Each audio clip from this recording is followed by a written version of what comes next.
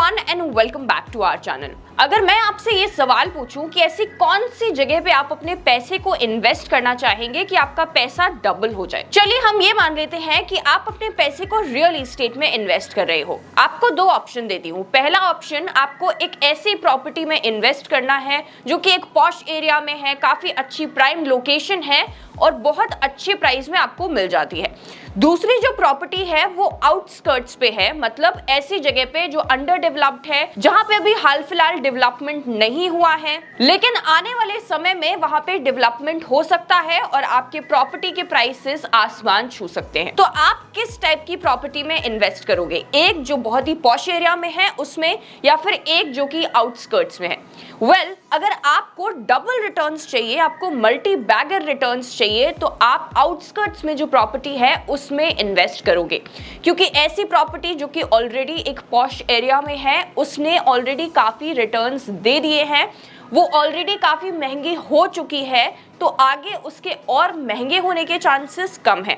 But एक ऐसी property जो कि अभी ऐसी लोकेशन में है जो कि अंडर डेवलप्ड है, देयर आर मोर चांसेस कि जब वो लोकेशन एक डेवलप्ड लोकेशन हो जाएगी तो उस प्रॉपर्टी के जो प्राइसेस हैं वो काफी ऊपर चले जाएंगे and it will give you very very good returns. So if you are an investor जिनको डबल रिटर्न्स चाहिए, जिनको डबल करना है अपना पैसा, तो आप आउटस्कर्ट्स पे प्रॉपर्टी लोगे। अब यहाँ पे जब हम ऐसे एसेट क्लासेस में फंड्स को डालते हैं जहां पे प्रोबेबिलिटी होती है मल्टी बैगर रिटर्न्स की, वहां पे एक कॉन्सेप्ट वर्क करता है which is concept of flippening. Now what is this concept of flippening, हम आगे वीडियो में डिस्कस करेंगे, बात करेंगे प्रिंसिपल ऑफ फ्लिपनिंग के बारे में, एंड वी विल सी कि कैसे ये मल्टी बैगर रिटर्न्स जनरेट करने में काम करता है। And let me tell you कि ये जो कॉन्सेप्ट ऑफ फ्लिपनिंग है ये सिर्फ रियल एस्टेट में काम नहीं करता, it works on stocks and crypto currencies as well. So in today's video we are going to discuss this concept and later on we will discuss कि कैसे आप ऐसे स्टॉक्स को फाइंड कर सकते हैं जिनमें कॉन्सेप्ट ऑफ फ्लिपनिंग काम करे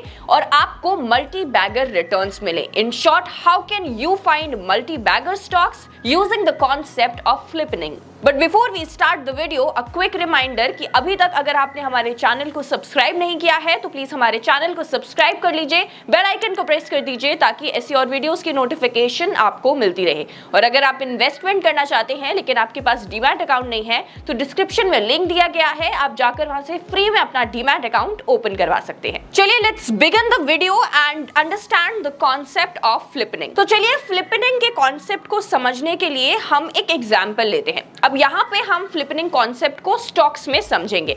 तो सबसे पहले एक स्टॉक है जो कि काफी वेल एस्टैब्लिश्ड है, जैसे कि रिलायंस को हम ले लेते हैं। तो रिलायंस एक ऐसा स्टॉक है जिसने कंसिस्टेंटली काफी अच्छे रिटर्न्स दिए हैं, काफी ट्रस्ट करते हैं लोग इस स्टॉक्स पे, and obviously over the past years लोगों ने काफी अच्छे रिटर्न्स जनरेट करे हैं इस स्टॉक के ऊपर। उसके बाद एक स्टॉक हम ऐसा ले लेते हैं जो कि बहुत ज्यादा रिनाउंड नहीं है, बहुत ज्यादा लोग उसके बारे में जानते नहीं है, और ऐसा स्टॉक है जिसने बहुत अच्छे रिटर्न्स नहीं दिए हैं, लेकिन आगे चल के उसके रिटर्न्स देने की जो प्रोबेबिलिटी है, जो चांसेस हैं, वो काफी ज्यादा है। तो अगर हम रिलायंस की बात करें तो ऐसा नहीं है कि रिलायंस अपने इंसेप्शन से ही इन्वेस्टर्स को बहुत अच्छे रिटर्न्स देता आ रहा है। कुछ टाइम ऐसा भी था जहां पे रिलायंस ने अपने इन्वेस्टर्स को अच्छे रिटर्न नहीं दिए, बट द इन्वेस्टर्स जिन्होंने रिलायंस को चूज किया उसमें इन्वेस्टेड रहे, ओवर द इयर्स उन्होंने बहुत अच्छा पैसा बनाया। अब अगर हम अभी की बात करें तो क्या आप ये एक्सपेक्ट कर सकते हो कि रिलायंस जैसा स्टॉक आपको मल्टी बैगर रिटर्न्स देगा? जी नहीं, क्योंकि रिलायंस एक ऐसा स्टॉक है जो कि ऑलरेडी बहुत अच्छे रिटर्न्स दे चुका है। अब वो एक कंसिस्टेंट रिटर्न आपको दे सकता है, but it can not give you multi bagger returns, मतलब वो 4x नहीं हो सकता। डबल रिटर्न शायद आपको दे सकता है, but you can not expect 4x returns from a stock like Reliance. Now when people see this, जब उनको ये चीज पता चलती है, रियलाइज होती है कि रिलायंस जैसा स्टॉक या फिर HDFC बैंक जैसा स्टॉक एक ऐसा स्टॉक है जो आपके पोर्टफोलियो में स्टेबिलिटी लाता है, आपके पोर्टफोलियो को सेफ रखता है, लेकिन एक ऐसा स्टॉक नहीं है जो मल्टी बैगर रिटर्न्स दे सकता है। तो फिर लोग क्या करते हैं? लोग रिलायंस जैसे स्टॉक से ऐसे स्टॉक्स पर शिफ्ट करने लगते हैं जो मल्टी बैगर रिटर्न्स देने की प्रोबेबिलिटी ज्यादा रखता है। यानी कि ऐसे स्टॉक्स जो मिड कैप स्टॉक्स होंगे या फिर स्मॉल कैप स्टॉक्स होंगे, उनके बारे में इतना कोई ढंग से जानता नहीं होगा, उन्होंने बहुत ज्यादा अच्छे कंसिस्टेंट रिटर्न्स नहीं दिए होंगे, but in the coming years they have a very good future. They have very high growth prospects. So what happens when investors shift from a stock like Reliance to such stocks जो कि mid और small caps में आते हैं? तो यहाँ पे क्या होता है कि धीरे धीरे जैसे इन्वेस्टर शिफ्ट करते हैं तो मिड कैप और स्मॉल कैप वाले जो स्टॉक्स होते हैं उनमें काफी ज्यादा डिमांड क्रिएट होने लगती है, और जब डिमांड क्रिएट होने लगती है तो ये स्टॉक्स भी ऊपर जाने लगते हैं। सो फ्लिपनिंग इज अ हाइपोथेटिकल इवेंट जिसमें हम ये मानते हैं कि जब एक स्टॉक के अंदर काफी ज्यादा लोग इन्वेस्ट कर देते हैं, वो स्टॉक काफी ज्यादा रिनाउंड बन जाता है, काफी ज्यादा पॉपुलर हो जाता है अमंग द इन्वेस्टर्स, तो फिर इन्वेस्टर्स उस स्टॉक से शिफ्ट करने लगते हैं किसी ऐसे स्टॉक में जो कि उन्हें मल्टी बैगर रिटर्न्स दे सकता है, जिसके बारे में लोग इतना नहीं जानते और जिसमें इन्वेस्टर्स ने इतना ज्यादा नहीं इन्वेस्ट कर रखा है। सो मतलब क्या है इस बात का कि आपको ऐसे स्टॉक्स में इन्वेस्ट करना है जहां पे ऑलरेडी बहुत सारे लोगों ने इन्वेस्ट नहीं कर रखा है, because the chances of such stocks to give you multi bagger returns is much more because of the concept and hypothetical event of flippening. But now the question arises that how can we analyse such stocks जिसमें flippening हो सकती है। So the first thing is high growth industry. आपको ऐसे stocks को देखना है जो कि ऐसे इंडस्ट्री के अंदर आते हैं जिनमें हाई ग्रोथ प्रोस्पेक्ट्स हैं, मतलब एक ऐसी इंडस्ट्री जिसको गवर्नमेंट काफी ज्यादा प्रमोट कर रही है या फिर इन जनरल वो आने वाले टाइम में अच्छा कर सकती है क्योंकि एक ट्रेंड चल रहा है, एक नीड है उस सेक्टर की आने वाले फ्यूचर में। फॉर एग्जाम्पल अगर हम अभी ईवी यानी कि इलेक्ट्रिक व्हीकल को देखें तो हमें यह दिखता है कि आने वाले समय में इसकी डिमांड काफी ज्यादा हो सकती है because we are shifting to renewable energy and that is why it is a very high growth industry.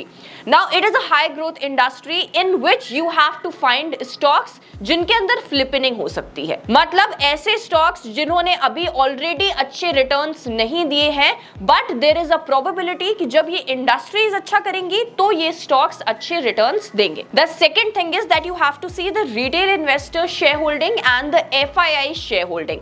ये भी एक अच्छा मेट्रिक हो सकता है। You have to keep an eye कि FIIs कौन से स्टॉक्स को पिक कर रहे हैं। See about retail investors I will say कि रिटेल इन्वेस्टर्स मोस्टली ऐसे स्टॉक्स को पिक करते हैं जो कि एक ट्रेंड में होते हैं, या फिर ज्यादातर जब लोग एक स्टॉक में इन्वेस्ट कर रहे होते हैं तो retail investors out of FOMO उस स्टॉक में इन्वेस्ट कर देते हैं। But still you should also analyse the retail investor share holding. You should see that retail investors कहां इन्वेस्ट कर रहे हैं, but do not completely trust on that share holding and choose your stock. Rather आप FIIs की activities पर ज्यादा नजर रख सकते हो क्योंकि FIIs क्या करते हैं, वो हमेशा ऐसे स्टॉक्स में ऐसी इंडस्ट्रीज में ही इन्वेस्ट करते हैं जिनमें उन्हें लगता है कि पोटेंशियल बहुत ज्यादा है और आने वाले समय में काफी अच्छे रिटर्न्स उनको मिल सकते हैं। The next thing is that the fundamental should be very good.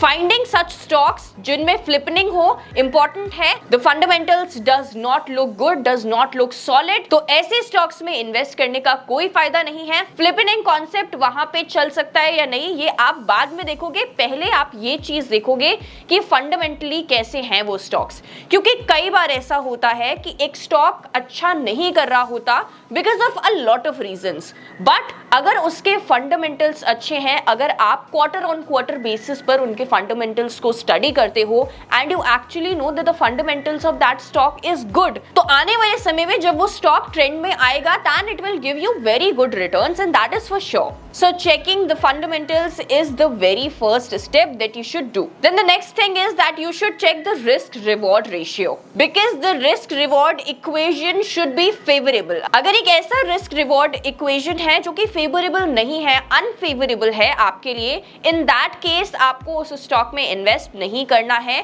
even when you see a concept of flippening working over there. For example, अगर कोई स्टॉक ऐसा है जहां पे आपको ये लगता है कि 50-50 है तो you can take a bet on that, but when you see that the risk reward ratio is 20-80 or 30-70, in such a situation you should think before investing. And the next and the most important thing, you should always check for red flags in any type of asset. चाहे आप किसी भी asset में invest कर रहे हो, to pick the red flags is very important. Important and कभी भी आपको रेड फ्लैग्स को एक एसेट के अंदर इग्नोर नहीं करना चाहिए. You might think that the red flags are not very very important at that particular frame of time, but आगे चल के वो काफी ज्यादा प्रॉब्लमैटिक सिचुएशन क्रिएट कर सकते हैं and in that case you will lose out on a lot of money. So checking the red flags is very very important. Now by red flags I mean कि आपको stocks के अंदर देखना है कि मैनेजमेंट कैसा है. ऐसा तो नहीं है that the management is involved in fraudulent activities or the promoters are involved in such activities or the company itself is involved in some illegal activities. Keeping a check on these things is very very important and then you should make a investing decision. So that is it for today's video. I hope the concept of flipping was easily understandable to you. अगर आपको हमारे videos पसंद आते हैं तो please इसे अपने friends and family के साथ शेयर जरूर करिएगा. हमारे चैनल को ऐसे और वीडियोस के लिए सब्सक्राइब कर लीजिए. Thank you so much for watching. I will see you in the next video.